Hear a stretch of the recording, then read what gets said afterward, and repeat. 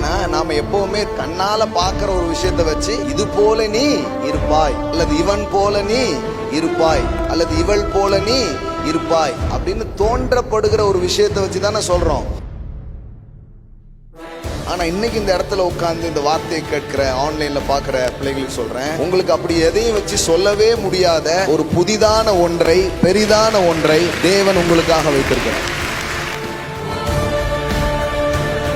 இன்னும் சொல்ல போனா அதை யாருமே பார்க்கல, யாருமே அனுபவிக்கல. அதை நீங்க பார்க்க போறீங்க, நீங்க அனுபவிக்க போறீங்க.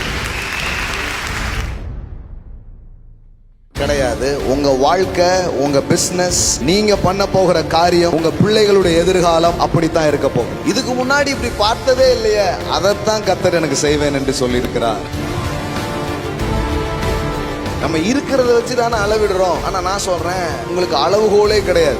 உங்க வாழ்க்கையில கர்த்தர் செய்ய போற அந்த காரியத்திற்கு அளவுகோலே கிடையாது. கடவுள் தான் பேசுறாரா எப்படி தெரிஞ்சுக்கிறது? நம்பவே முடியாத மாதிரி இருக்கும். அப்போ கடவுள் தான் பேசுறாரு.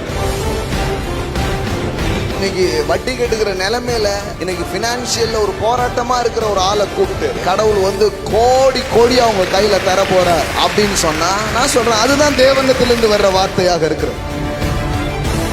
வீட்டுக்கு வாடகை கூட கட்ட முடியல அப்படின்னு உட்கார்ந்துருப்பீங்க, உங்கள்கிட்ட தான் கூப்பிட்டு சொல்லுவார், ஒரு 100 பேருக்கு வீடு கட்டி கொடுக்க போற அப்படின்னு.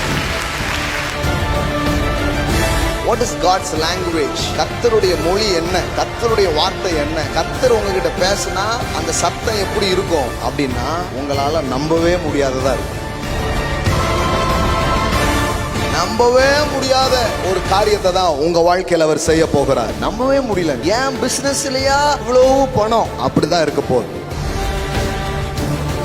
இதுவா என் வங்கி கணக்கு அப்படின்னு நினைக்கிற அளவுக்கு உங்க வங்கி கணக்குல ஒரு பெரிய ஏற்றத்தை உங்க வாழ்க்கையில நீங்க பார்க்க போகுது. அவர் தரப்போகிற உயர்வு உங்களை ஆச்சரியப்படுத்த போகுது. அவர் தரப்போகிற ப்ரமோஷன்ஸ், அவர் தரப்போகிற அந்த மேன்மை உங்களை வியப்பில் ஆழ்த்த போகுது.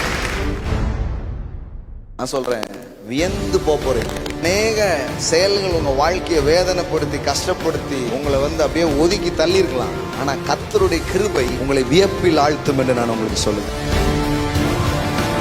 உங்கள் கண்கள் ஆச்சரியப்படும். நீங்க யோசிப்பீங்க, இது கனவா நனவா? அந்த அளவுக்கு ஒரு திருப்பத்தை உங்க வாழ்க்கைக்குள்ளே அவர் தரும்படி உங்களை கொண்டு வந்திருக்கிறார்.